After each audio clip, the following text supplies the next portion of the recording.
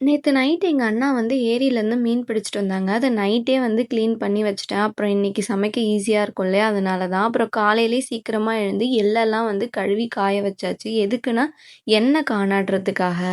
அத காய வைக்கிறதுக்குள்ளே வெயில் பயங்கரமா வந்துருச்சு. எங்களுக்கெல்லாம் பயங்கர டயர்ட் ஆயிடுச்சு. இதுக்கு மேல வந்து பிரேக்ஃபாஸ்ட் என்னால ஹெவியா எதுவும் ப்ரிப்பேர் பண்ண முடியாதுன்னு, ஃப்ரிட்ஜில வந்து சாண்ட்விச் பிரெட் இருந்துச்சு. அத வச்சு வந்து சாண்ட்விச் தான் வந்து பண்ணியிருந்தேன்.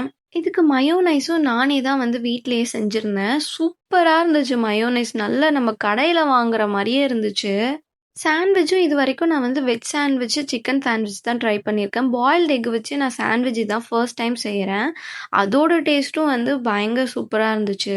இது கூட நீங்க வெஜ்ஜீஸ் சேர்க்காமலும் செய்யலாம். அதுவும் சூப்பரா தான் இருக்கும். என்கிட்ட இருந்துச்சு. சரி இருக்கிறத ஏன் வேஸ்ட் பண்ணுவானேன்னு சொல்லி தான் சேர்த்துருந்தேன். இது கூடவே கொஞ்சம் சாட் மசாலா சேர்த்து நல்லா மிக்ஸிங் பண்ணிட்டோம்னா, நம்மளோட ஸ்டஃபிங் ரெடி. அப்புறம் என்ன நம்ம பிரெட் டோஸ்ட் பண்ணி எடுக்க வேண்டிய வேல தான். இது நீங்க நார்மல் மில்க் பிரெட் ஆர் வீட் பிரெட்ல கூட பண்ணலாம். நான் சாண்ட்விச் பிரெட் என்கிட்ட இருந்ததுனால வந்து அதில தான் ட்ரை பண்ணியிருந்தேன்.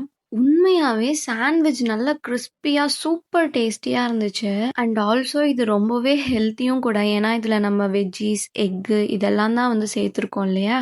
அப்படியே நாங்களும் சாப்பிட்டுட்டு எங்க அத்தைக்கும், அம்மாக்கும் சாண்ட்விச் போட்டு குடுத்துட்டு, மதியம் லஞ்ச் வந்து செய்ய ஆரம்பிச்சுட்டேன். நம்ம நைட்டே வந்து ஃபிஷ் கிளீன் பண்ணி வச்சிருந்ததுனால, இப்ப எனக்கு ஈஸியா போயிடுச்சு.